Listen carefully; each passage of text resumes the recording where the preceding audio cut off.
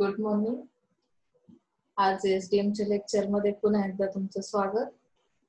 आपण कालच्या लेक्चरला 4th unit start केला होता आणि 4th युनिट मध्ये आपण सेल्फ परफॉर्मन्स इव्हॅल्युएशन क्रायटेरिया तो स्टडी केला, म्हणजे की एरियाज आपण स्टडी केले. त्यानंतर आपण इव्हॅल्युएशन आणि कंट्रोलिंगची जी प्रोसेस आहे ती कशी चालते, किंवा सेल्फ परफॉर्मन्स जर आपल्याला कंट्रोल मध्ये ठेवायचं असेल तर आपण काय करू शकतो, काय प्रोव्हिजन्स आहेत, कुठल्या मेथड्स आहेत, कुठल्या स्टेप्स आहेत, त्याची प्रोसेस कशी आहे.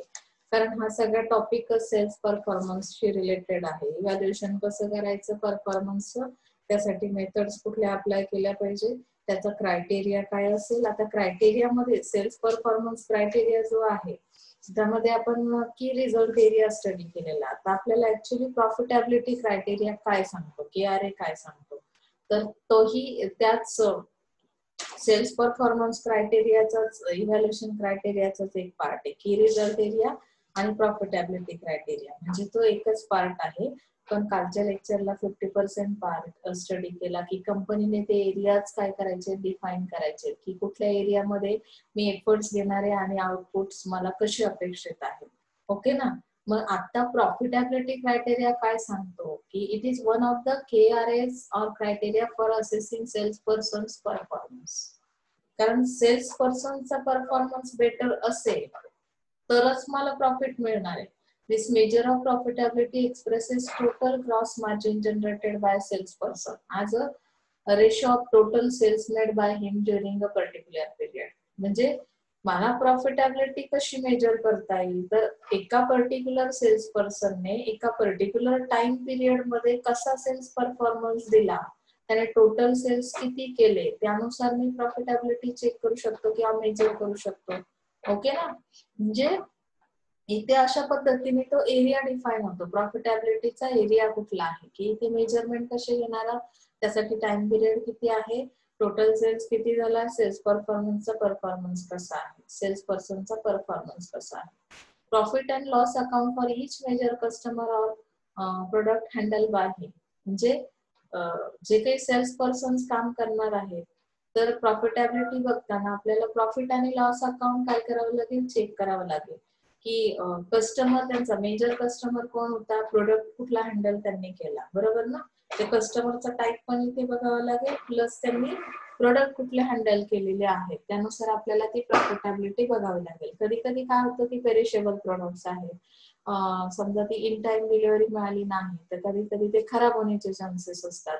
मग अशा केसमध्ये हँडलिंग प्रोडक्ट कुठले केले तर पेरिशेबल टाईपचे, आणि कस्टमर कुठला होता, तर ह्यानुसार काय होतं की कस्टमर किती डिस्टन्सवर होता. आता फॉरेन मार्केटचा कस्टमर आहे, मला तिथपर्यंत जर तो डिलिव्हर नाही करता आला, डिलिव्हरी करण्यासाठी डिस्ट्रीब्युशनचे जे चॅनल्स आहेत ते प्रॉपर जर त्यांनी डिलिव्हरी दिली नाही तरी सुद्धा त्या सेल्स पर्सनचा परफॉर्मन्स गडबड होऊ शकते. म्हणजे प्रॉफिटेबिलिटी चेक करताना मला हे सगळं बघणं खूप गरजेचं आहे. To make the sales person more aware and involve in profitability.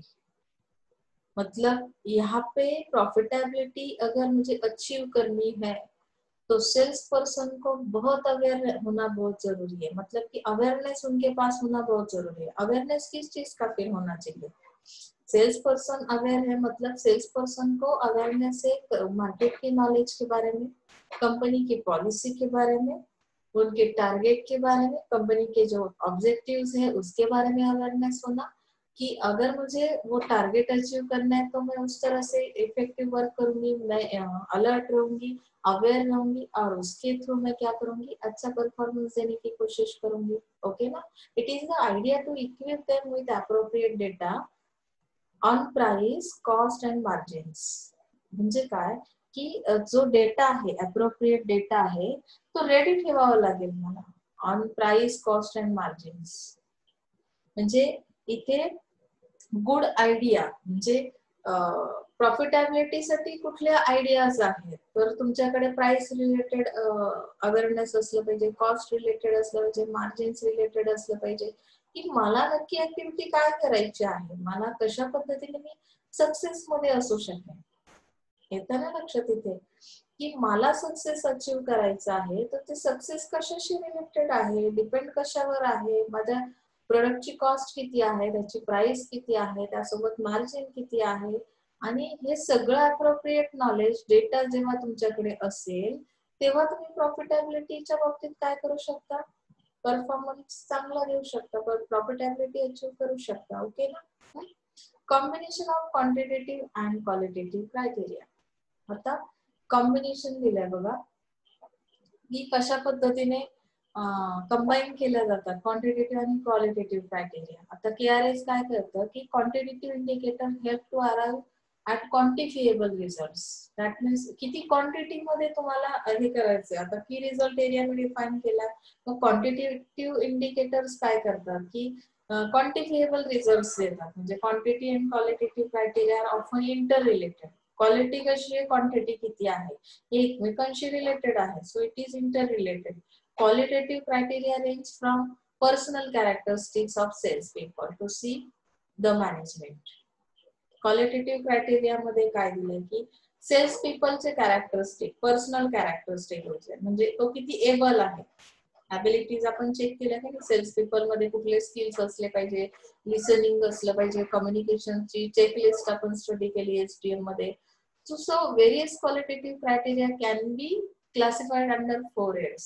Now let's see which characteristics, which personal characteristics are involved in that process and in qualitative criteria. So personal characteristics में क्या आता है, फिर attitude आता है. उसका attitude positive है, negative है, किस तरह से बात करता है. बात करने का भी एक अंदाज रहता है हर किसी का. जैसे कि हम लोग सोचते हैं ना कि कभी कभी किसी एक पर्सन के साथ बात करने के बाद है ना बहुत नर्वस फील करते हैं हम लोग. क्यों नर्वस फील करते हैं, क्योंकि उसका बात करने का तरीका ही वैसा है.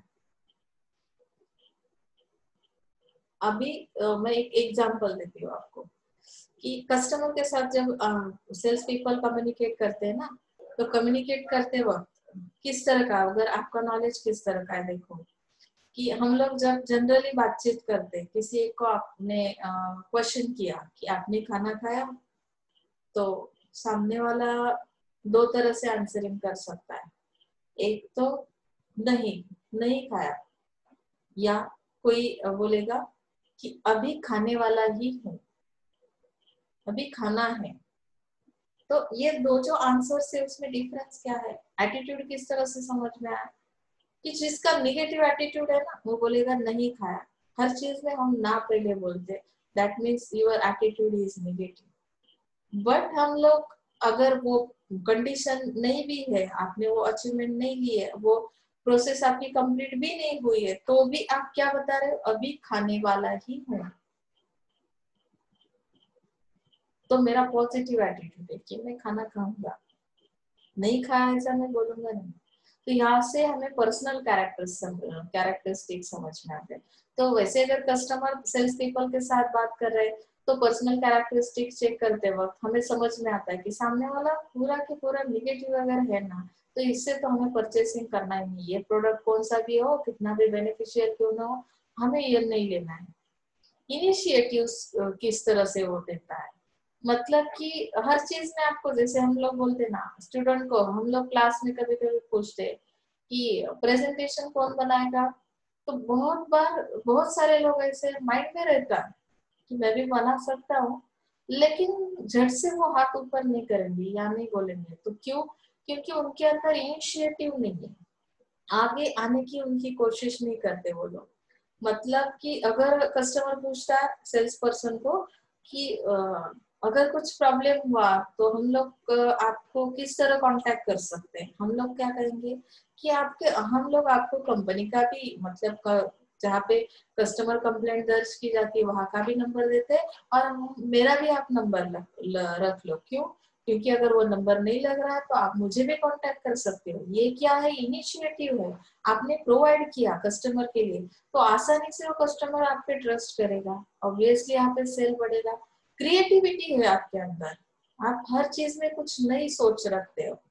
जैसे कि कोविड-19 है तो हम लोग बोलते हैं अरे यार कुछ नहीं, वेस्ट ऑफ टाइम, घर में बैठना पड़ रहा है, कुछ नहीं कर पा रहे. तो ऐसा तो नहीं है, जो क्रिएटिव माइंड के पर्सन है वो घर बैठे भी कुछ जो नॉलेज उनके पास नहीं वो अडॉप्ट करने की कोशिश कर रहे हैं। कुछ लोग बहुत सारे बुक्स पढ़ चुके हैं, कुछ लोग टेक्नोलॉजी रिलेटेड नॉलेज ले चुके हैं। मतलब हम अगर हर चीज में क्रिएटिव है तो हम लोग सिचुएशन अगर मार्केट की ठीक भी नहीं है, कस्टमर भी आपका सही से आपको रिस्पॉन्स नहीं दे रहा है, तो भी आपके माइंड में कुछ नए आइडियाज आएंगे, नए तरीके से आप लोग उनको अट्रैक्ट करने की कोशिश करेंगे। अग्रेसिवनेस होना बहुत जरूरी है, हर चीज में अग्रेसिवनेस होना बहुत जरूरी है, जिसकी वजह से हम लोग क्या कर सकते हैं कि किसी को भी अट्रैक्ट कर सकते हैं। ओके ना। अग्रेसिवली मैं कोई बात अगर आपको बता रही हूँ, अग्रेसिवली बताना यानी की बहुत ज्याला पण म्हणतो की आग्रहाने एखाद्या गोष्टीचं अग्रेसिव्हली तुम्ही त्या गोष्टीसाठी काय करता की अग्रेशन ठेवता आणि आग्रह करता, आग्रह धरून असता की हे जर तुम्ही केलं तर तुम्हाला हे बेनिफिट मिळणार आहे, अशा पद्धतीचे कॅरेक्टरिस्टिक तुमचे असतील. नॉलेज म्हणजे काय की प्रोडक्ट बद्दल नॉलेज तुम्हाला असलं पाहिजे. आता नॉलेज तुम्हाला फिल्मी हॉलिवूड बॉलिवूडचं नॉलेज आहे ऍज अ सेल्स पर्सन, तर ते नॉलेज मला इथे उपयोगाचं नाही. तुम्ही जॉब कुठला करताय, मग तुमच्याकडे नॉलेज कुठल्या टाईपचं असलं पाहिजे की प्रोडक्ट कुठला आहे, मार्केटचं नॉलेज तुम्हाला किती आहे. जसं मार्केटमध्ये गेल्यावर कसं आपण मेथीची एक गड्डी विकत घ्यायची आहे, मी काय विचारलं कशी किलो दिली मेथी, म्हणजे काय झालं, मार्केटचं मला काही झिरो नॉलेज आहे. कुठली गोष्ट केजी मध्ये घेतात, कुठली गोष्ट कशामध्ये घेतात, ह्याचं मला थोडंफार नॉलेज असेल तरच मी काय करू शकते की मार्केटमध्ये सर्वाइव्ह करू शकते. कंपनीच्या पॉलिसी बद्दल तुम्हाला माहिती पाहिजे की आता एक्झिस्टिंग पॉलिसी काय आहे, फ्युचर मध्ये कंपनी काय विचार करते, ह्या गोष्टीचं नॉलेज जर असेल तर मी काय करेल, अट्रॅक्ट करेल ना माझ्या कस्टमरला.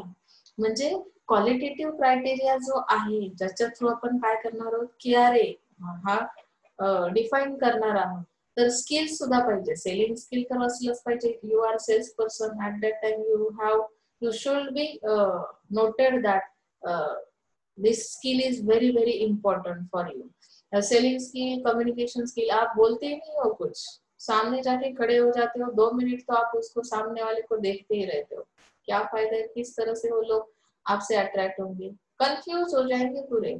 तो यहाँ पे सेल्स मैनेजमेंट भी आपका होना जरूरी है। प्लानिंग एबिलिटी किस तरह की आपकी, डिसीजन मेकिंग पावर किस तरह के है, टाइम मैनेजमेंट आप किस तरह का रखते हो। Using this criteria the qualitative assessment or evaluation is done through rating or either a 5-point scale, and combination of qualitative or quantitative evaluation criteria may produce different outcomes and recommended reward or punishment and remedial actions। तो इन सारी चीजों को हमें क्या करना है, qualitative assessment करनी है, क्वांटिटेटिव असेसमेंट करनी है 0.5 स्केल के थ्रू, और उसके थ्रू हमें कंबाइन करके इन दोनों क्राइटेरिया को हमें क्या करना है, आउटकम्स निकालने। आउटकम्स अगर अच्छे हैं तो हम क्या करेंगे, रिवॉर्डिंग सिस्टम रखेंगे, पनिशमेंट देंगे। अगर अच्छा नहीं है आपका परफॉर्मेंस तो हम कुछ रेमेडियल एक्शंस लेंगे कि आगे जाके वापस ये प्रॉब्लम क्रिएट नहीं होनी चाहिए। ऐसा अगर मुझे लग रहा है तो मैं क्या करूंगी, कुछ एक्शंस लूंगी, रेमेडियल एक्शंस, यानी कि कुछ ऐसे प्रोविजंस करूंगी कि जिसकी वजह से ऐसा प्रॉब्लम वापस होगा ही नहीं। ओके ना। Now let's see sales performance review. अभी रिव्यू लेना है, जैसे हम लोग देखते हैं ना, रिवीजन देते हैं ना एग्जाम से पहले, कभी कभी आपकी टेस्ट ली जाती है, अभी मेरा ये यूनिट हुआ, मुझे क्या करना है, आपका परफॉर्मेंस चेक करना है, आपने किस तरह से वीडियोस को देखा है या किस तरह से अंडरस्टैंड किया है उस नॉलेज को। तो रिव्यू लेना बहुत जरूरी रहता है। तो रिव्यू लेते वक्त क्या करती है organisation, sales performance at the organizational level should be evaluated from different perspectives so that the evaluation process helps to identify the drawbacks or shortfalls in the strategic formulation and implementation system, and appropriate remedial or corrective measures may be undertaken।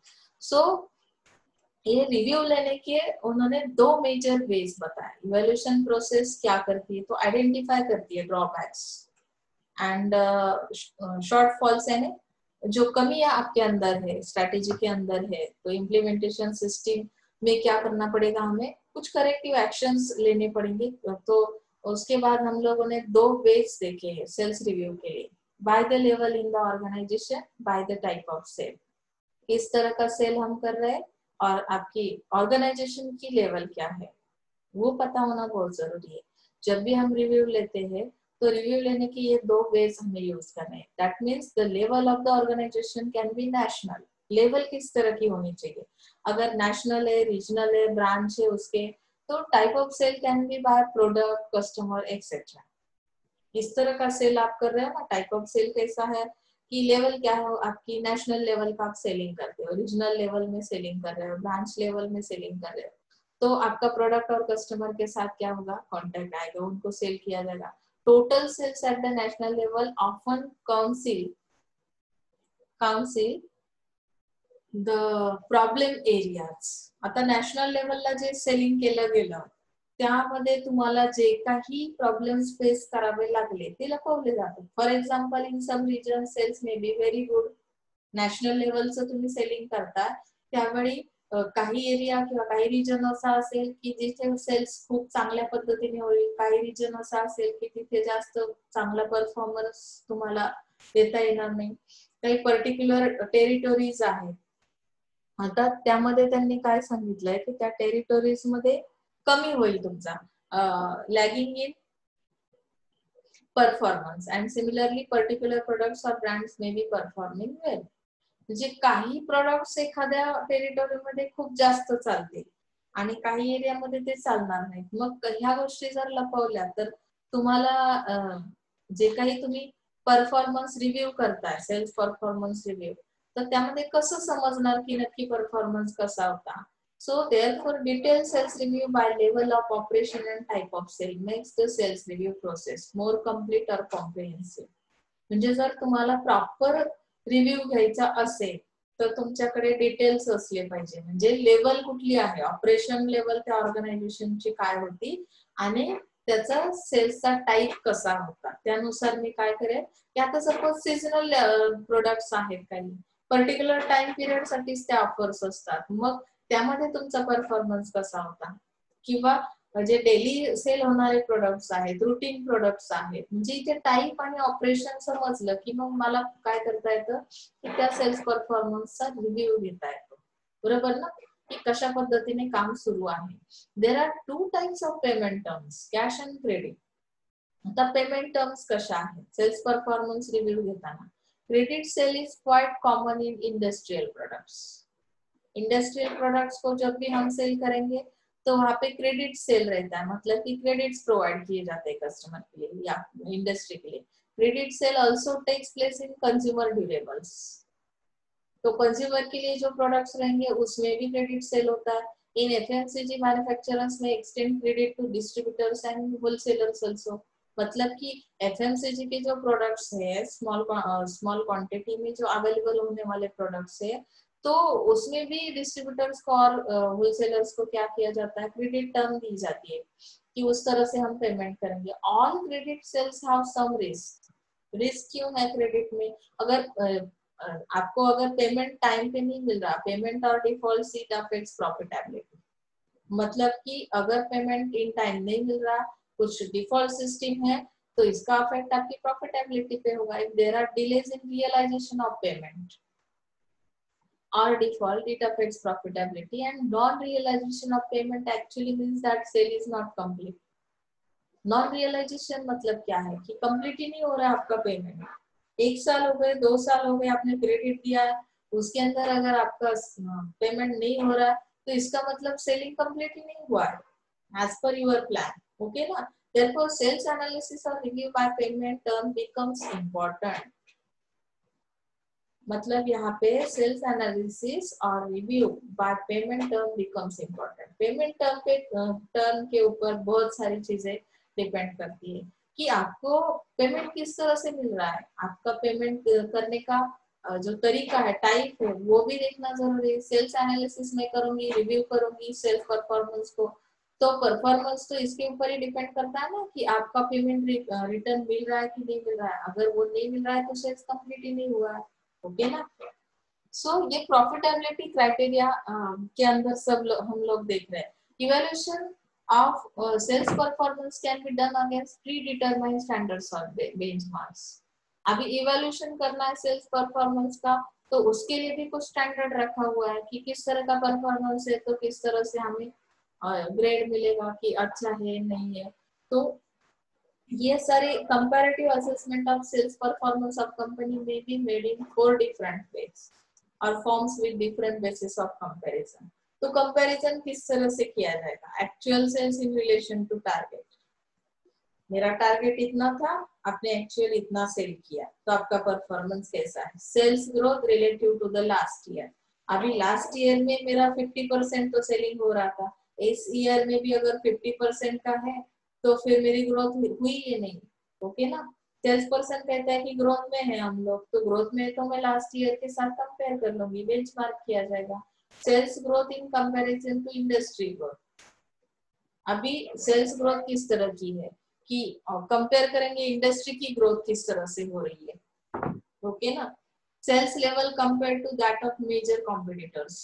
आपका sales level किस step पे है, तो ये compare करने के लिए मैं मेरे कॉम्पिटिटर्स के बारे में सोचूंगी, उनका सेल्स लेवल क्या है, उनके साथ कंपेयर करूंगी। उसके बाद मुझे पता चलेगा कि मेरा लेवल करेक्ट है या नहीं है।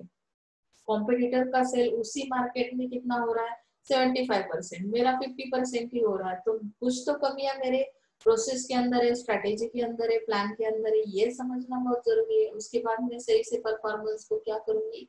इवैल्यूएशन करूंगी, और कंपैरिजन के बाद ही मुझे रिव्यू समझ में आएगा कि किस तरह की प्रोविजंस करनी चाहिए, किस तरह के करेक्टिव एक्शंस होना जरूरी है, रेमेडियल एक्शंस कौन से होना जरूरी है।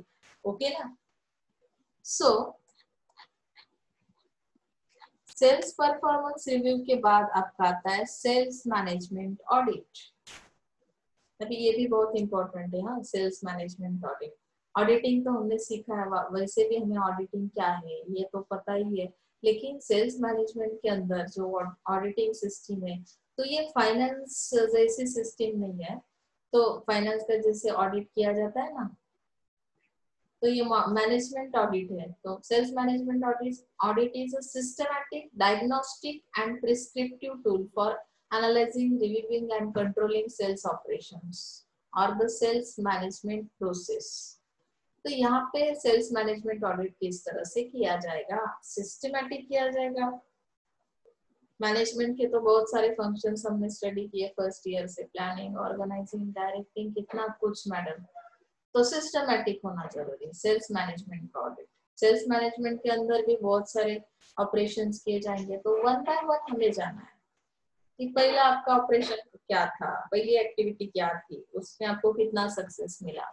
उसके बाद सेकेंड एक्टिविटी क्या की सेल्स मैनेजमेंट करते वक्त, जैसे कि डिस्ट्रीब्यूशन के चैनल्स हमने लिए, डिस्ट्रीब्यूशन चैनल के थ्रू हमने उस चैनल पार्टनर्स को इन्वॉल्व कर लिया, उनके थ्रू हमने क्या कर दिया? सेल कर दिया। तो उसको हमें क्या करना पड़ेगा? डायग्नोसिस करना पड़ेगा, उनका परफॉर्मेंस किस तरह का था।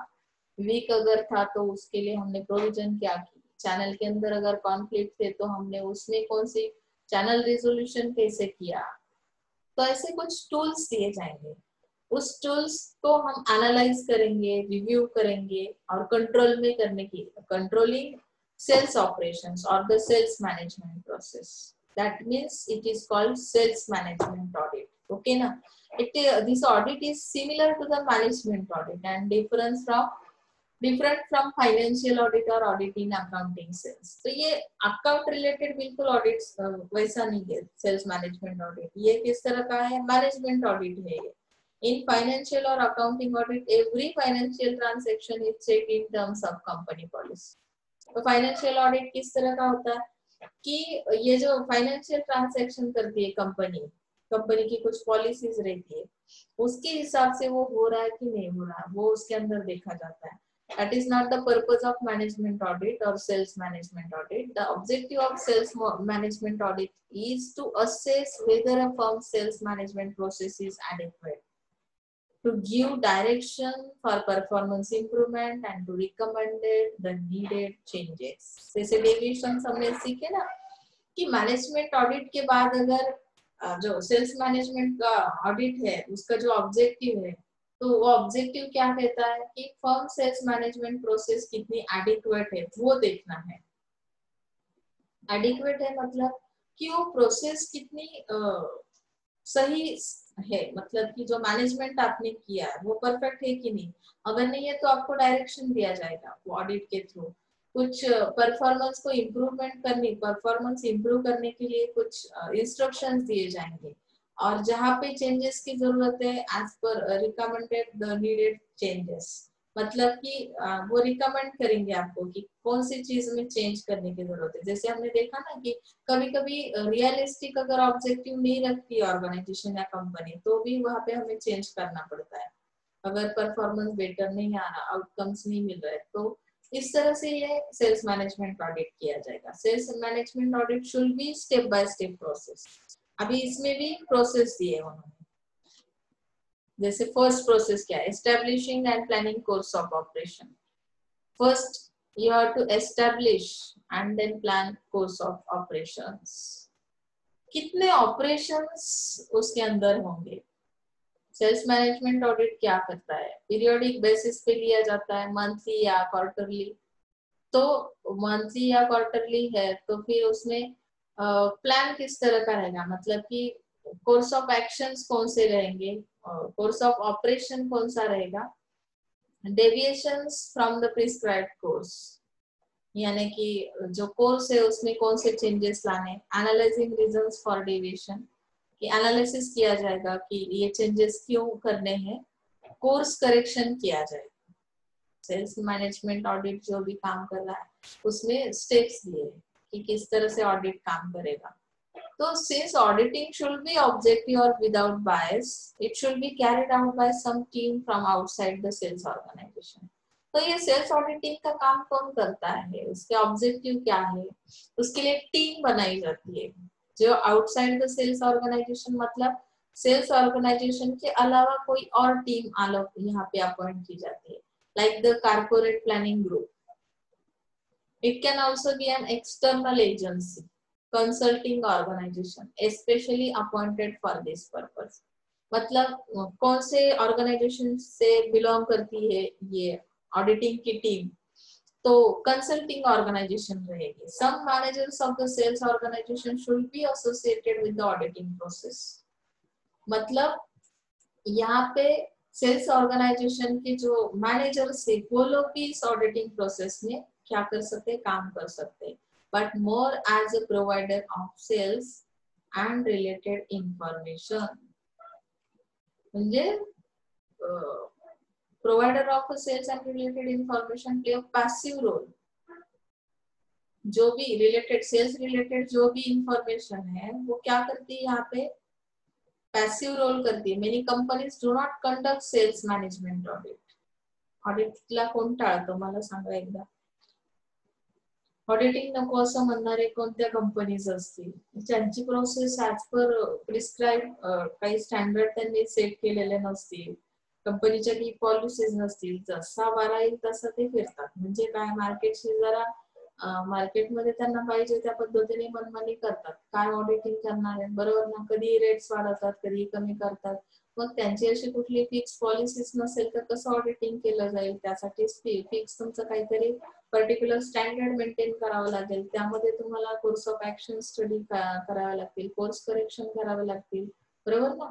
It should actually be undertaken on a regular basis to diagnose and correct potential. मतलब यहाँ पे हमें ये रेगुलर बेस पे करना बहुत जरूरी है। अगर इम्प्रूवमेंट करनी है, ग्रोथ करनी है, तो जो प्रॉब्लम्स है जो सिचुएशन के अंदर, तो अगर वो सीरियस है, आउट ऑफ कंट्रोल है, तो ये ऑडिटिंग क्या करता है कि हमें हेल्प करता है उसमें रेक्टिफिकेशन प्रोसेस के लिए, करेक्शन के लिए। यानी कि हमें अगर उसमें कुछ इम्प्रूवमेंट करनी है तो ऑडिटिंग की वजह से वीक पॉइंट समझ में आते हैं और उसके बाद हम लोग क्या कर सकते हैं, सिस्टम को इम्प्रूव कर सकते हैं। तो इसके लिए जरूरी है ये सेल्स मैनेजमेंट ऑडिट करना। समझ में आ रहा है। अभी उन्होंने मेजरिंग डिस्ट्रीब्यूशन चैनल परफॉर्मेंस इस तरह से बताया कि किस तरह से डिस्ट्रीब्यूशन चैनल का परफॉर्मेंस मेजर किया जाएगा। डिस्ट्रीब्यूशन चैनल हमने स्टडी किया ना, उसका इफेक्टिवनेस देखना है, एफिशिएंसी देखनी है, प्रोडक्टिविटी देखनी है, इक्विटी देखनी है, प्रॉफिटेबिलिटी देखनी है। तो चैनल को इस तरह से हमें मेजरमेंट्स उसके लेने हैं। तो ये पैरामीटर्स दिए उन्होंने। While channel efficiency emphasizes controlling cost incurred by intermediaries while performing channel functions। तो अभी इंटरमीडिएट किस तरह से परफॉर्मेंस दे रहे हैं कि चैनल फंक्शंस करते वक्त जो कॉस्ट आने वाली है उसको कंट्रोल करना है चैनल इफिशियंसी के through.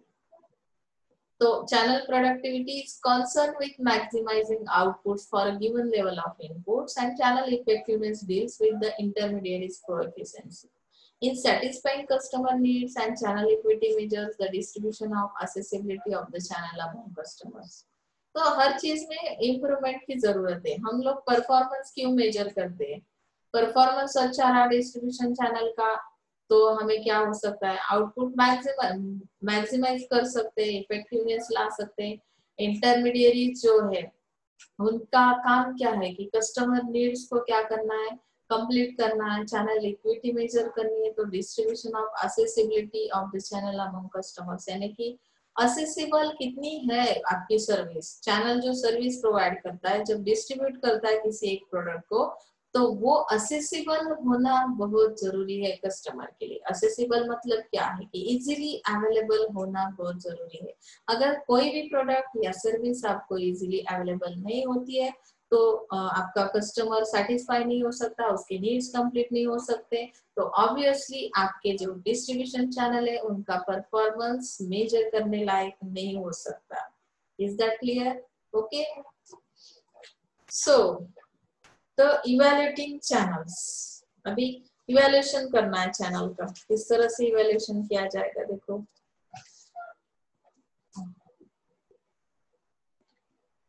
Performance evaluation is done on the basis of set standard task and targets. ये बहुत बार हो चुका है, फिर भी मैं आपको एक बार और बताती हूँ कि इवैल्यूएशन करते वक्त चैनल का हमें सेट करने पड़ेंगे स्टैंडर्ड टास्क के ऊपर क्या करना पड़ेगा, फोकस करना पड़ेगा, कौन सा टास्क दिया था और वो किस तरह का काम कर रहे हैं। अगर मैंने असाइनमेंट करने के लिए दिए, असाइनमेंट के अंदर आपने कुछ और ही काम कर दिया, होमवर्क तो दिया था, असाइनमेंट दी थी, कुछ और ही करके आपने क्या किया कि मुझे दिखा दिया मैडम मैंने तो काम कंप्लीट किया, उसमें आधा अधूरा ही है या वही काम है लेकिन इनकम्प्लीट है, तो उसके हिसाब से मुझे क्या करना है कि इवैल्यूएशन करना है, टारगेट्स देखने कि मेरे टारगेट्स कंपनी के क्या थे और इन लोगों ने क्या अचीव किया है चैनल्स में।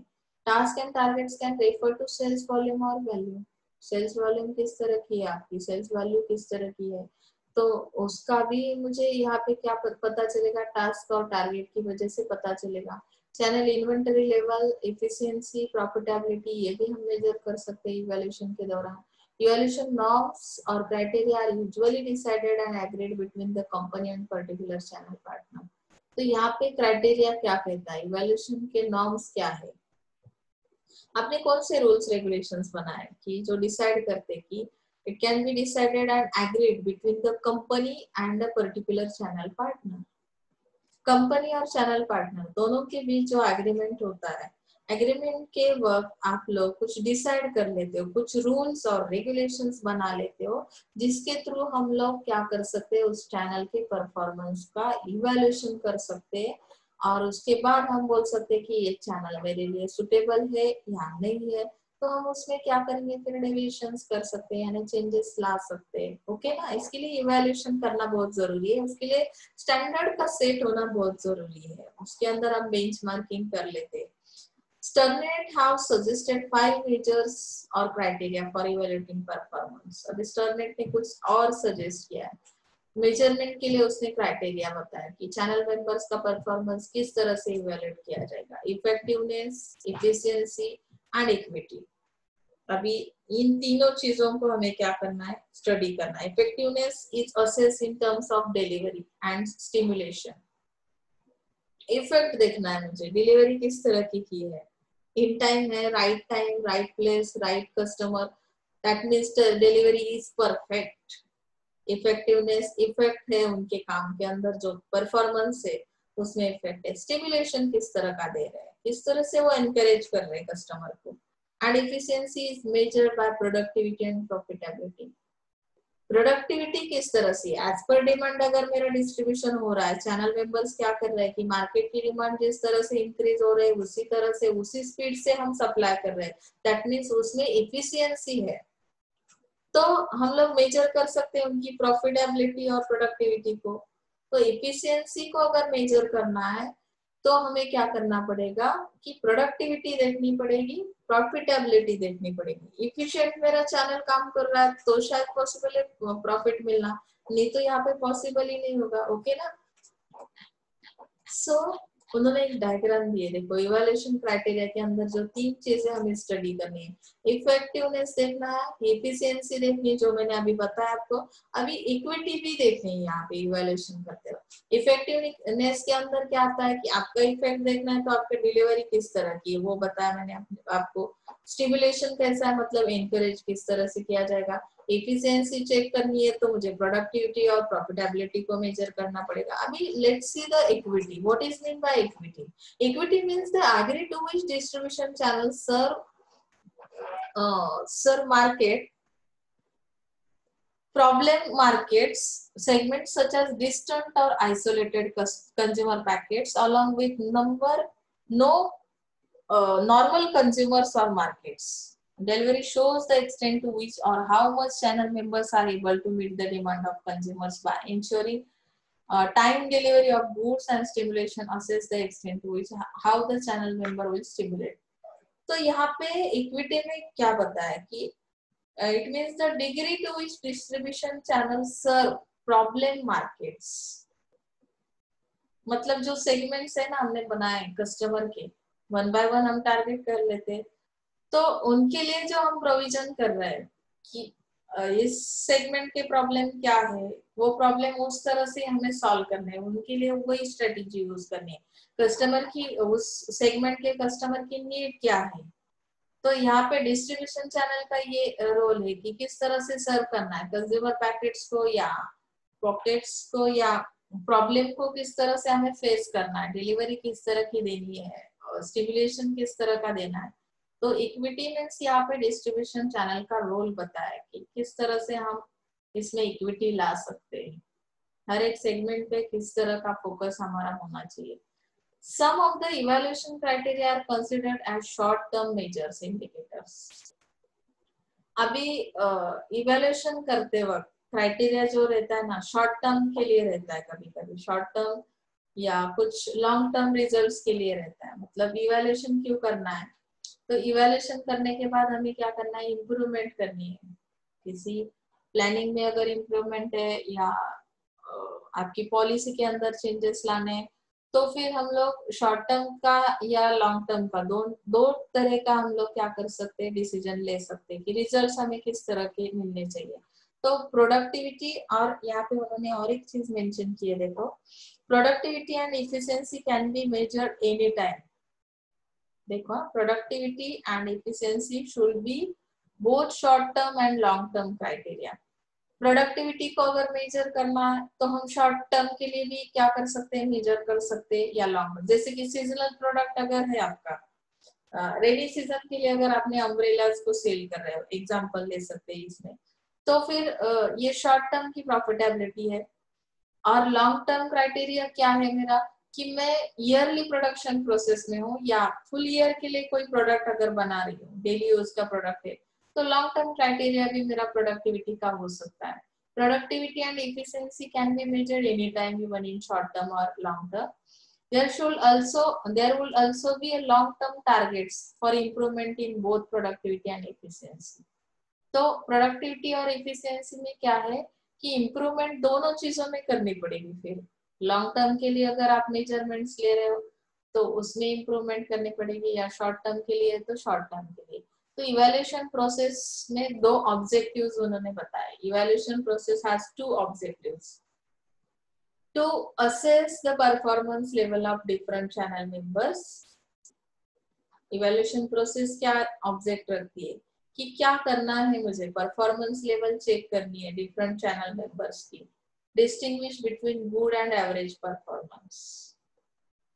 किसका परफॉर्मेंस गुड है, किसका एवरेज है, उसमें क्या करना है कि चैनल मेंबर्स का परफॉर्मेंस लेवल चेक करना है उसके अंदर। To use the evaluation system as a feedback process for continuous improvement. मेरा ऑब्जेक्ट क्या कहता है कि डिस्कशन के थ्रू, काउंसलिंग के थ्रू या मोटिवेशन के थ्रू मुझे फीडबैक लेने के बाद कंटिन्यूअस इंप्रूवमेंट करनी है, जो भी सिस्टम है, मेरी चैनल मेंबर्स जो है काम करते हैं, उनका परफॉर्मेंस जो भी है, तो उसमें इम्प्रूवमेंट करनी।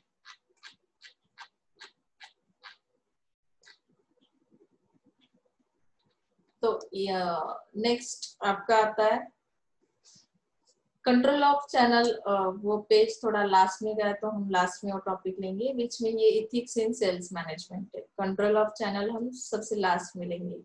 ये इससे पहले का टॉपिक है, उसका लास्ट पॉइंट है कंट्रोल ऑफ चैनल का डिस्ट्रीब्यूशन ऑडिट। ये पेज लास्ट में गया अभी है, तो हम लास्ट में लेंगे। Ethics in sales management study करेंगे। सेल्स मैनेजमेंट के अंदर एथिक्स का होना बहुत जरूरी है। एथिक्स अगर नहीं आप यूज कर रहे हो तो एथिकल डायलेमा अगर आपको पता नहीं है, फेयर ट्रीटमेंट किस तरह से कस्टमर को दी जाती है, ऑर्गेनाइजेशन किस तरह से उसके लिए पॉलिसीज बनाते हैं, रूल्स रेगुलेशंस नॉर्म्स किस तरह के, तो sales manager are responsible in establishing, communicating and enforcing. मतलब यहाँ पे सेल्स मैनेजर क्या काम करता है, communicating and enforcing the ethical standards of their sales people. तो उसके लिए भी स्टैंडर्ड्स बनाए जाते हैं कि आपका परफॉर्मेंस किस तरह का होना चाहिए, क्या स्टैंडर्ड दिया। Ethical dilemmas are faced by sales manager in carrying out various sales management task, just like getting order from customers, pricing decisions, hiring sales persons, evaluating sales people। मतलब हर एक प्रोसेस जो है सेल्स मैनेजमेंट का, हर एक task जो है उसके अंदर हमें किस तरह से एथिकल स्टैंडर्ड्स मेंटेन करने हैं। तो सेल्स मैनेजर क्या करेगा, यहाँ पे उसकी रिस्पॉन्सिबिलिटी बनती है कि हर चीज के बारे में आपको एस्टेब्लिश करने, पहले वो स्टैंडर्ड्स कम्युनिकेट करने, enforcing the ethical standards for their sales people. तो यहाँ पे आपको उसके लिए उनका माइंड रेडी करना है कि हमें ये अप्लाई करना है हर एक एक्टिविटी के अंदर। Sales people should be honest in their dealings with customers. अभी डील करते वक्त बहुत, अभी आपको आगे पता ही चलेगा कि अनइथिकली सेल किस तरह से किया जाता है। तो डीलिंग करते वक्त कस्टमर के साथ आपको रिलेवेंट लॉज के बारे में पता होना चाहिए कि बिजनेस में जो लॉज है, बिजनेस लॉ हमने सीखा ना फर्स्ट ईयर में, तो सिचुएशन किस तरह की है, हम किस तरह से बिहेव कर रहे हैं। तो अनइथिकल बिहेव अगर है तो उसके अंदर हम लोग क्या कर लेते हैं, देखो एग्जैगरेटिंग फीचर्स एंड बेनिफिट्स, बहुत ज्यादा कुछ बोल लेते हैं। जो हमारा प्रोडक्ट है या जो हमारी कंपनी की पोजीशन है उससे भी ज्यादा कुछ और ही बोल देते हैं हम लोग। जो एक्स्ट्रा बोलने की हम लोगों को आदत रहती है ना कि इतना सा है तो इतना करके बताएंगे, अट्रैक्ट करने के लिए हम लोग करते हैं ना, वैसे अनइथिकल है ये। जो फीचर्स उसके अंदर है वही आप एक्सप्लेन करो, दैट इज एथिकल फॉर्मेट। उसके अंदर अनइथिकल के अंदर lies about availability of product and service. आप लोग बोलोगे कि आपको कभी भी कौन से भी सीजन में प्रोडक्ट अवेलेबल हो सकता है। अवेलेबिलिटी के बारे में भी झूठी खबर आपने क्या कर दी, फैला दी मार्केट में। तो आपने यहाँ पे भी झूठ मूठ का जो जो कंडीशन नहीं है, जो पोजीशन नहीं है आपके प्रोडक्ट के अंदर, वो आपने एक्सप्लेन कर दी। Services are available for 24 hours, but ये सर्विस तो आपको इन टाइम भी नहीं मिल रही, तो शायद कस्टमर क्या हो सकता है, यहाँ पे डाइवर्सिफाई हो सकता है। तो ये अनएथिकल वे है। Giving false answers to questions. अगर किसी कस्टमर ने पूछा कि इसका गारंटी वारंटी पीरियड कितने का है, सर्विस का किस तरह से आफ्टर सेल सर्विसेज प्रोवाइड करते, तो उसमें भी आपने कुछ गलत आंसर्स दे दिए, false answers to questions, falsifying product testimonials. तो यहाँ पे प्रोडक्ट टेस्टिमोनियल्स मतलब प्रोडक्ट के लिए आपने कुछ और ज्यादा ही बोल दिया, जिसके थ्रू क्या कर दिया, कस्टमर को कंफ्यूज कर दिया, अट्रैक्ट करने की कोशिश की। वो शॉर्ट टर्म के लिए अट्रैक्ट भी हो सकता है, लेकिन एक बार आपकी प्रोडक्ट या सर्विस परचेज करने के बाद रिपीट अगेन वो आपके प्रोडक्ट कभी परचेज नहीं करेगा। तो इसके लिए इसे अवॉइड करना है, अनएथिकल सेल को। Passing blame for their own mistakes. आप लोग क्या करते हो, आपसे भी कोई मिस्टेक हुई ना तो कंपनी के ऊपर डाल देते हो कि ये प्रोडक्ट ऐसा क्यों है। तो जैसे हम बोलते हैं ना कि मैन्युफैक्चरिंग प्रोसेस के दौरान ही उसमें ये डिफॉल्ट प्रोडक्ट है या कुछ है, तो ये आपकी वजह से अगर हुआ है तो भी आप कंपनी के ऊपर डाल देते हो, तो ऐसा भी अनइथिकल है। तो इसका बैड इम्पैक्ट हो सकता है कस्टमर के माइंड के ऊपर। Miss represent warranties and guarantees. Warranty guarantee period भी कुछ एक्स्ट्रा ही बोल देते हैं कुछ लोग। Making non binding oral promises. जो कंपनी ने प्रोमिसेस दिए नहीं उस तरह के प्रोमिसेस आप कस्टमर को दे देते हो कंपनी के थ्रू। वेंडिंग कंपनी रूल्स, यहाँ पे कंपनी के रूल्स तोड़े जाते हैं। सेलिंग डेंजरस और हजार्डस प्रोडक्ट्स, तो आप डेंजरस प्रोडक्ट सेल करने के बाद भी बोल रहे हैं कि ये प्रोडक्ट आपके लिए बहुत अच्छा है, हार्मफुल बिल्कुल नहीं है, तो ये क्या हुआ, अनएथिकल सेल हुआ, बिहेवियर अच्छा नहीं है। Sales manager have to set certain code of ethics, इसके लिए कोड ऑफ इथिकल कोड्स हमने स्टडी किए, एसवाईएफ से हम लोग स्टडी कर रहे हैं कि बिजनेस के अंदर भी इथिक्स का होना बहुत जरूरी है। अदरवाइज क्या हो सकता है कि एनवायरनमेंट के लिए वो हार्मफुल हो सकता है, सोसाइटी के लिए हार्मफुल हो सकता है। आपका जो भी प्रोडक्ट है, आपकी जो भी सर्विस है, वो एनवायरनमेंट को ध्यान में रखते हुए हमें बनानी है। तो इसमें कोड ऑफ इथिक्स जो बताते हैं, express the values of firm by specifying in writing specific behaviours that are consistent और इनकंसिस्टेंट विद दोज वैल्यूज। मतलब इसके अंदर जो भी मॉरल वैल्यूज है, तो कितने कंसिस्टेंट है, आपका बिहेवियर किस तरह का होना चाहिए, स्पेसिफिक बिहेवियर यानी कि उसके अंदर कौन से मॉरल वैल्यूज का होना जरूरी है, ये सारी चीजें ये कोड ऑफ इथिक्स में आती है, जो कि सेल्स मैनेजर का रोल बनता है कि वो सेल्स पीपल के साथ कम्युनिकेट करे, उनको उनका माइंड उसके लिए सेट करे। ठीक है ना, यहाँ पे एथिक्स इन सेल्स मैनेजमेंट ये हमारा हुआ। कोड्स कौन से दिए, there are 4 basic types of ethical codes. तो अभी जैसे हमने अनइथिकल कोड स्टडी किए ना, तो वैसे यहाँ पे इथिकल कोड्स कौन से है कि सेल्स पीपल का बिहेवियर किस तरह का होना चाहिए। तो कोड ऑफ बिहेवियर के अंदर ये इथिकल कोड्स है, company codes that define ethical boundaries for employees. Behaviour आपका इथिकल बाउंड्रीज का होना, आप लोग बोलोगे मैडम अगर मेरा बिहेवियर किस पॉजिटिव है, निगेटिव है, जो भी है आपका बिहेवियर, तो उसके लिए भी बाउंड्रीज, जैसे हम लोग रहते हैं तो उसके लिए तो बाउंड्रीज फिक्स है कि कौन से एरिया के रहने वाले, कौन से कंट्री से आप बिलोंग करते हो, लेकिन यहाँ पे बिहेवियर के लिए भी कंपनी कुछ कोड्स बता देगी, जिसकी वजह से वो एम्प्लॉय के बिहेवियर को कंट्रोल कर सकती है कि आपका बिहेवियर किस तरह का होना चाहिए। प्रोफेशनल कोड्स आपको दिए जाएंगे।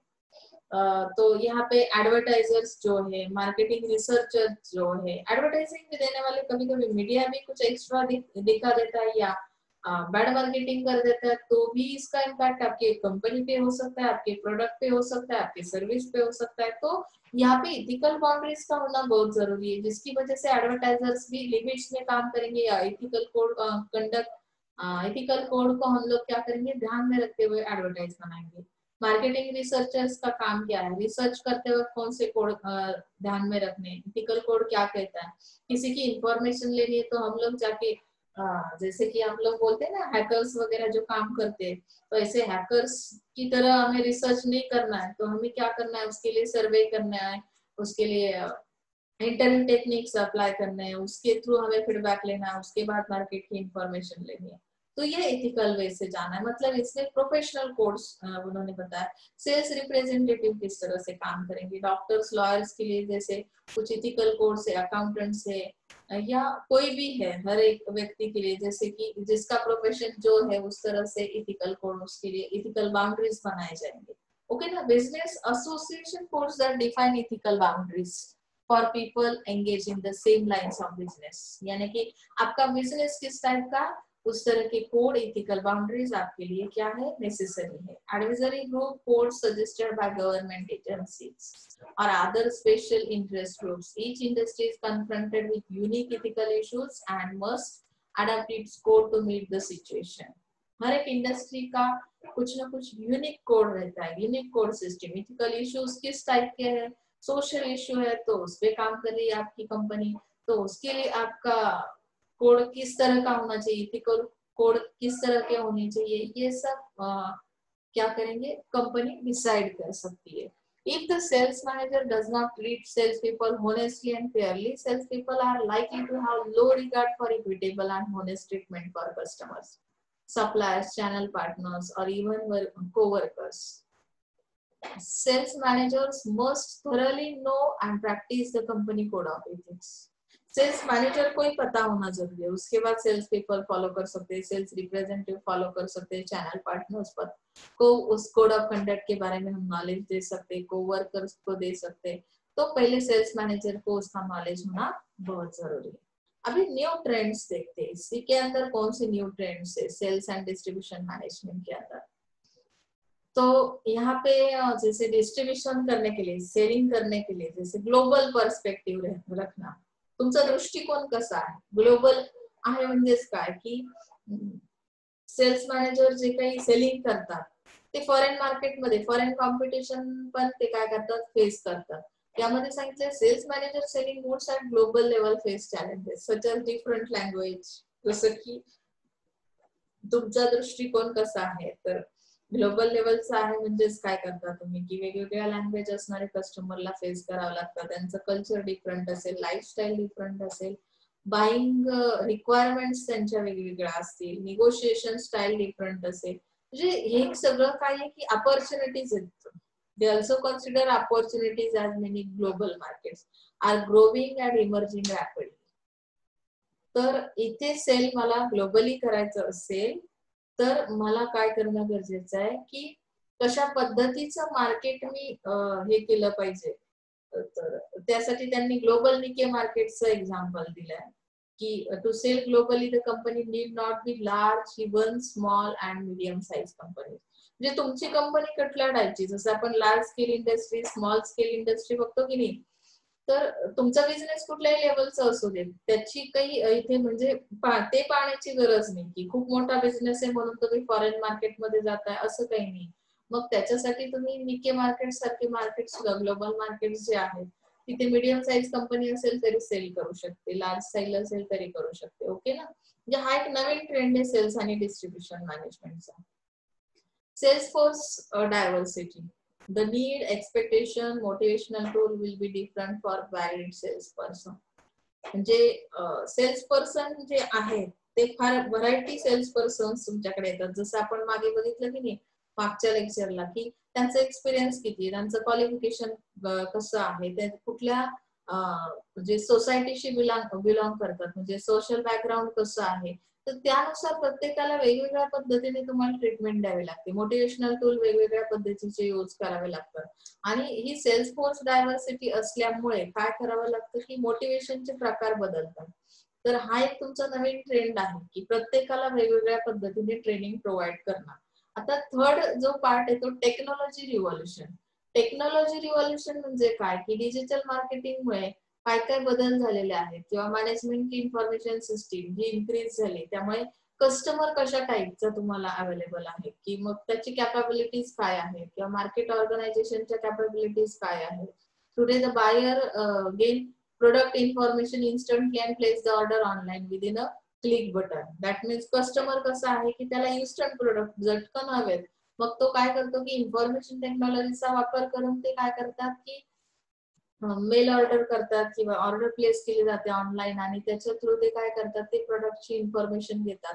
आणि त्याच पद्धतीने त्या कंपनीचाही काय रोल बनतो की company also collect information regarding the market, competitors, prospect, customer online. They can create their company websites to provide information about company products and services. मग कंपनीचा रोल असा आहे की कंपनी सुद्धा त्यांच्या वेबसाईट्स तयार करेल. कस्टमर कशा टाईपचा आहे त्यानुसार हे जे टेक्नॉलॉजीचं रिव्हॉल्युशन आहे ते कसं होतं, तर त्यांच्या कंपनी रिलेटेड किंवा प्रोडक्ट रिलेटेड कुठली इन्फॉर्मेशन प्रोव्हाइड करायची असेल तर ती वेबसाईटच्या थ्रू प्रोव्हाइड केली जाते. Marketers can customize products as per the customers needs and expectations. कस्टमरचे नीड्स काय त्यानुसार तुम्ही काय करता ही टेक्नॉलॉजी यूज करता आणि त्यांना इफिशियंट किंवा इफेक्टिव्ह सर्व्हिसेस प्रोव्हाइड करण्याचा प्रयत्न केला जातो. There can be two way communication of the company with the prosper customers, intermediaries and suppliers. आता इथे तुम्हाला काय सांगितलंय बघा, टू वे कम्युनिकेशन कसं होतं की प्रॉस्पेक्ट कस्टमर्स, इंटरमिडिएट्स आणि सप्लायर्स यांच्यामध्ये to compete effectively the sales manager and sales people have to adopt latest technology. Technology can make the cost effective and efficient. टेक्नॉलॉजीचा वापर सगळ्याच याच्यामध्ये करावा लागतो. कम्युनिकेशन तुम्हाला बऱ्याच लोकांशी करावं लागतं, तुमचे इंटरमिडिएटरीज असतील, सप्लायर्स असतील, तर त्यासाठी ही टेक्नॉलॉजी तुम्हाला इफेक्टिव्हली काय करते, हेल्प करते आणि कॉस्ट इफेक्टिव्ह आहे किंवा इफिशियंट आहे ही टेक्नॉलॉजी असं त्यांनी सांगितलं. हा एक नवीन ट्रेंड मार्केटमध्ये आहे सेल्स अँड डिस्ट्रीब्युशन मॅनेजमेंटचा. ही कस्टमर रिलेशनशिप मॅनेजमेंट कसं आहे. आता ई कस्टमर रिलेशनशिप मॅनेजमेंट म्हणजे काय की marketing enables the customers to provide real customer service by focusing on meeting the individual needs of each variety customer through the use of CRM software package. म्हणजे CRM skills इथे use केले जातात, customer relationship management इथे use केले जातात आणि ते skill जे आहे CRM skill require to build a customer database and doing data mining to detect trends. Trend कुठले आहेत मार्केटचे ते स्टडी केले जातील, सेगमेंट कुठला आहे, कस्टमरची नीड कुठली आहे, तर त्या पद्धतीने कस्टमरला सर्व्हिसेस प्रोव्हाइड केल्या जातील. Many companies have initiated CRM programs. Customer relationship management जे आहे ते काय करतं तर रिलेशन मेंटेन करण्यासाठी प्रोग्राम्स घेतले जातात.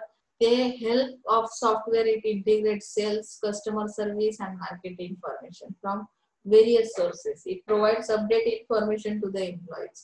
हे CRM प्रोग्राम्स घेतले की तुम्हाला कंपनीची जी काही अपडेट न्यूज आहेत, अपडेट पॉलिसी आहे, अपडेट सर्व्हिसेस आहेत त्याच्याबद्दल सुद्धा इन्फॉर्मेशन इथे मिळणार आहे. टीम सेलिंग अप्रोच कसा आहे हा सुद्धा एक तुमचा नवीन ट्रेंड आहे. टीम सेलिंग अप्रोच मध्ये त्यांनी सांगितलं की it is use when the company wants to build a long term relationship. तुम्हाला लॉंग टर्म रिलेशनशिप बनवायची कस्टमर सोबत, तर तुम्ही तुमची सेलिंग टीम कशा पद्धतीने काम करेल. Selling team includes the members from the top management, technical specialist, customer service, inside persons, requirements, coordinating with in office and representative of sales person.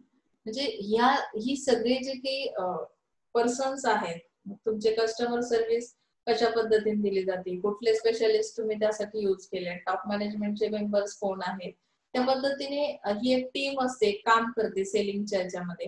It requires joint selling efforts of several persons and designing and effective compensation plan for challenging task.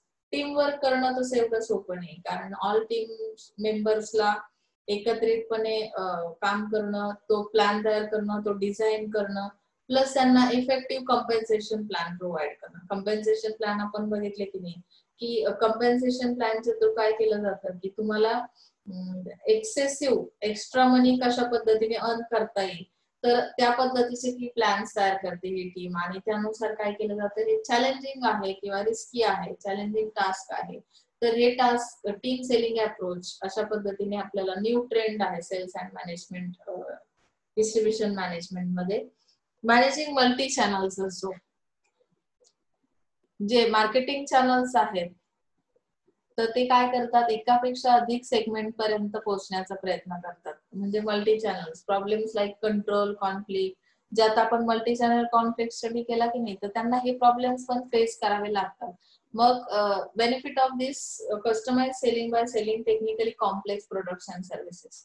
ज्या services कशा आहेत technically complex म्हणजे काय की easily तुम्ही accessible त्या असणार नाही, तर तिथे तुम्हाला मल्टी चॅनल्सचा यूज करावा लागतो, ते मॅनेज करावे लागतात. भलेही त्यांच्यामध्ये कॉन्फ्लिक्ट क्रिएट झाले तर ते आपण रिझॉल्युशन करू शकतो, पण जेव्हा तुम्हाला असं वाटतं की त्या टेक्नॉलॉजीचा वापर केलेला आहे, थोडंसं कॉम्प्लेक्शन आहे आणि मग मला इथे एकापेक्षा जास्त चॅनल्स वापरावे लागतील, तर टेक्निकल सपोर्ट तुम्ही घेता, technical sales force and simple low cost products through dealers increase market coverage. तो इसकी वजह से हम लोग क्या कर सकते हैं कि जो मार्केट है, मार्केट कवरेज है वो हमारा बढ़िया हो सकता है, तो हम बहुत सारे कस्टमर को टारगेट कर सकते हैं एट ए टाइम. तो टेक्निकल कॉम्प्लेक्शन की वजह से भी यहाँ पे कभी कभी सेलिंग में ये मल्टी चैनल्स का यूज किया जाता है. ओके ना. हैंडलिंग एथिकल इश्यूज, ये भी एक नया ट्रेंड है. अगर sales people ethical issues, sales people have the be very misleading the customers, exaggerating. जैसे हम लोगों ने बताया ना कि एक्स्ट्रा कुछ फीचर्स अगर बता रहे हैं, तो इस तरह के एथिकल इश्यूज अगर क्रिएट होते हैं तो उसको भी हैंडल किया जाता है इस न्यू ट्रेंड के through. Otherwise they will be out of business और may land up in legal problems. अगर ये सेल्स मैनेजर क्या करेगा, एथिकल स्टैंडर्ड सेट करेगा तो कुछ प्रॉब्लम नहीं हो सकती. अदरवाइज क्या हो सकता है कि लीगल प्रॉब्लम हो सकती है आपकी कंपनी के लिए. तो इस तरह की प्रोविजन सेल्स मैनेजर को करना जरूरी है कि ग्रुप्स को नॉलेज प्रोवाइड करना, उसके लिए encourage करना, लीगल कोड्स बताना, कंपनी के जो प्रोफेशनल कोड है वो भी बताना। सेल्स प्रोफेशनलिज्म फॉलो किया जाता है न्यू ट्रेंड के हिसाब से। तो सेल्स प्रोफेशनलिज्म क्या कहता है? Selling is increase because of intense competition. Intensive selective हमने देखा ना किस तरह से डिस्ट्रीब्यूट किया जाता है प्रोडक्ट्स को। Today's scenario selling is increased because of intense competition, sophisticated customer, technical products and services. तो प्रोफेशनलिज्म क्यों आया इसमें? टेक्नोलॉजी अगर है तो टेक्नोलॉजी की वजह से हम फास्ट क्या कर सकते हैं, जो भी अपडेट इंफॉर्मेशन है उसे प्रोवाइड कर सकते हैं कस्टमर के लिए। तो कस्टमर भी उस तरह का अवेयरनेस उसके अंदर रहता है। सेल्स पर्सन को ट्रेनिंग के थ्रू हम लोग क्या करते हैं कि सेलिंग की सिस्टम किस तरह की होनी चाहिए, कोड्स क्या कहते हैं, कस्टमर किस टाइप का, तो ये सब नॉलेज हम लोग प्रोफेशनली प्रोवाइड कर रहे हैं। सो यहाँ पे सेलिंग में पूरा प्रोफेशनलिज्म यूज किया जा रहा है। Large amount of money spend by company on training the sales people. मतलब कि ट्रेन क्यों किया जाता है? पहले तो ओल्ड ट्रेडिशनल मेथड में तो ये सब नहीं था, लेकिन अभी है सेलिंग में। मतलब क्या है कि प्रोफेशनलिज्म की वजह से क्या होगा कि आपका इंप्रेशन या आपकी इमेज मार्केट में जो बनने वाली है वो अच्छी इमेज क्रिएट हो सकती है, क्योंकि कस्टमर भी उस टाइप का है, उसे भी प्रोफेशनलिज्म चाहिए। ये सेलिंग के थ्रू भी हम लोग कर सकते हैं। मिनिमम 7 पॉइंट्स का होना जरूरी है। यहाँ पे क्वेश्चनरी दी है, क्वेश्चनरी के अंदर जितने क्वेश्चन है, एक पॉइंट अभी बाकी है जो लास्ट में मैंने उसका पेज डाला है जो बीच में नहीं आया था। तो ये क्वेश्चंस आपको सॉल्व करने हैं। यहाँ पे हमारा जो 4th यूनिट है वो हो रहा है, सिलेबस पूरा कंप्लीट हो रहा है एसडीएम का। तो ये क्वेश्चनरी असाइनमेंट में लिखनी है। क्वेश्चंस कितने हैं? देखो 10 क्वेश्चंस है। 10 क्वेश्चन के आंसर विद आंसर आपको नोटबुक में लिखने हैं और वो मुझे भी दिखाने हैं, व्हाट्सएप के ग्रुप पे डालना है। यहाँ पे हमारा एसडीएम का पूरा सिलेबस हो रहा है। ये लास्ट पॉइंट है ये 4th यूनिट का, कंट्रोल ऑफ चैनल। तो किस तरह से कंट्रोल किया जाएगा, ये एक्चुअली रिपीट अगेन है, तो इसके लिए ये हम लोग लास्ट में ले रहे हैं। इसका नॉलेज हमारे पास है already. The control system is administered through the instruments of control. Instruments of control किस तरह का है देखो,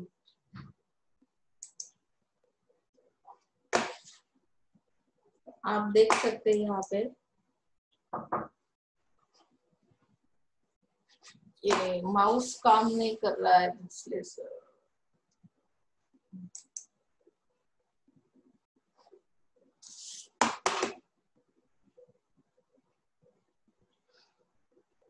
कंट्रोल ऑफ चैनल में क्या कहा है देखो, ये मेरा माउस काम नहीं कर रहा है अभी, मुझे रुकना है इसमें।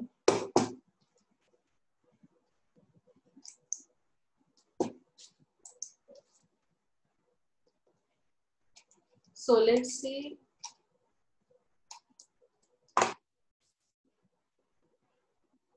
Control of channel, कंट्रोल और एग्रीमेंट। अभी इसमें जो ऑर्गेनाइजेशन काम करती है, वेरियस सिस्टम आज कंट्रोल डिवाइसेस और इंस्ट्रूमेंट्स सच एज कंट्रोल और एग्रीमेंट। अभी इंस्ट्रूमेंट्स में कंट्रोलिंग के अंदर एग्रीमेंट किए जाते हैं कंट्रोलिंग के लिए। प्रोडक्ट्स को किस तरह से हैंडल करना है, टेरिटोरीज को किस तरह से कवर करना है, कैटेगरीज को, टाइप ऑफ कैटेगरी कस्टमर्स कौन से है, तो उसके अंदर हम लोग क्या करेंगे, जिसमें include many aspects of relationship and operations of channel members. The major elements covered in agreement are as follows. तो एग्रीमेंट करते वक्त हम लोग एलिमेंट्स कौन से लेंगे, उसके थ्रू हम कंट्रोल कर सकते हैं किसको, कि जितने सारे ऑपरेशन है उसको कंट्रोल कर सकते हैं। तो ये टेरिटोरी के बारे में पता होना चाहिए, किस तरह से कवर करनी है। मतलब कि एक जो सेल्स पर्सन है वो दूसरे की टेरिटोरीज में नहीं घुसना चाहिए। मतलब कि यहाँ पे बाउंड्रीज का रिस्ट्रिक्शन है ना, वो फॉलो करना पड़ेगा। कैटेगरीज और type of customers, selling price and margins, selling price कितनी होनी चाहिए। तो एग्रीमेंट के अंदर अगर हमने ये एग्रीमेंट पे साइन किया तो शायद ये कंट्रोल में रख सकते हैं ना हम लोग। यहाँ पे ऑपरेशंस को, चैनल मेंबर्स को कंट्रोल में रख सकते हैं। पेमेंट क्रेडिट मैकेनिज्म किस तरह का होगा, इन्वेंटरी लेवल किस तरह की होगी, तो ये सब इसके अंदर आता है। बजट एंड रिपोर्ट किस तरह से बनाए जाते हैं, reports can be weekly, monthly, quarterly. ये भी मैंने आपको पहले लास्ट इसमें भी हमने लास्ट यूनिट में भी स्टडी किया था। Monitoring and control become easy and effective. Weekly reports can be short, precise, showing immediate operation results. monthly and quarterly reports can be more into detail showing targets. Okay ना? And planning parameters short term और long term. जिस तरह से plan बनाया है, short term के लिए plan है, तो उस तरह की प्रोविजन की जाएगी, यानी कि उस तरह का रिपोर्ट होगा, वीकली होगा या मंथली होगा, लॉन्ग टर्म के लिए क्वार्टरली होगा। तो जो फॉर्मेट है आपके पास, उस फॉर्मेट के अंदर आपको क्या करना है, रिपोर्ट्स तैयार करने, जो रिपोर्ट्स क्या करेंगे कि टारगेट्स के बारे में आपको शो किया जाएगा, आपका टारगेट क्या है, आपके पैरामीटर्स किस तरह के हैं, और उस हिसाब से आपको क्या करना है कि जो आपका परफॉर्मेंस है वो देखना है। तो ये जो कंट्रोल ऑफ चैनल है, तो उनको कंट्रोल करने के लिए ये प्रोविजन की जाती है। डिस्ट्रीब्यूशन ऑडिट भी किस तरह से काम करता है, वो भी हमने अभी अभी ऑडिट में पढ़ा है कि companies use distribution audit as mean for channel operations. मतलब कि यहाँ पे चैनल के जितने सारे ऑपरेशंस है, इवैल्यूएशन करना है, उनका कंट्रोल करना है चैनल ऑपरेशंस को। इसके लिए नेसेसरी है कि आपको डिस्ट्रीब्यूशन का ऑडिट करना पड़ेगा। Distribution audit is not like a financial audit, ये भी मैंने आपको पहले ही बताया है कि but more than management audit. Financial audit जैसा नहीं है, लेकिन उससे भी इफेक्टिव ये ऑडिट है कि जिसका इम्पैक्ट क्या होगा कि आपको टारगेट्स या रिजल्ट्स लेने चैनल मेंबर्स के थ्रू, तो उनको हम लोग क्या कर सकते हैं, सजेशंस दे सकते हैं, उनको गाइड कर सकते हैं, करेक्टिव एक्शंस ले सकते हैं इस ऑडिट के थ्रू। तो आइडेंटिफाई किया जाएगा इसके थ्रू, ऑडिट के थ्रू, कि शॉर्टकमिंग्स कौन से है ऑपरेशन में, जैसे कि कमी क्या है जो ऑपरेशंस चैनल मेंबर्स कर रहे हैं, तो उसके कौन सी कमी है, तो हम लोग ऑब्वियसली इस पे डिस्कशन करेंगे, उनके साथ रिव्यू लिया जाएगा और इम्प्रूवमेंट के लिए कुछ एक्शन ली जाएगी। That means it is a distribution audit. या तो आपको समझा ही है, ऐसा मैंने इमेजिन किया है। यहाँ पे हमारा एसडीएम का पूरा सिलेबस कंप्लीट हो चुका है। अगर आपको इसमें कुछ भी दिक्कत है तो आप मुझे फ्रैंकली पूछ सकते हैं। तो ये लास्ट पॉइंट था हमारा कंट्रोल ऑफ चैनल, ये जो कि बीच में था, लेकिन लास्ट में मैंने ये डायग्राम दिखाई तो इसकी वजह से लास्ट में हुआ। तो ये 10 क्वेश्चनरी है, इसको आपको सॉल्व करना है और असाइनमेंट्स कंप्लीट करने हैं। तो इन सारे इसकी में जो लिंक है नोट्स के लिए वो तो आपको सेंड करूंगी। फिर भी मैं और एक बार आपको बोलती हूँ कि टीवाई का सब्जेक्ट है, तो कोई एक ही बुक रेफर करके नोट्स नहीं निकालने, आप 2-4 बुक रेफर करो। फिर भी मैं मेरा बुक जो है इसका शेड पब्लिकेशन का, तो उसकी भी लिंक ग्रुप पे भेजने वाली हूँ। Okay, so thank you so much.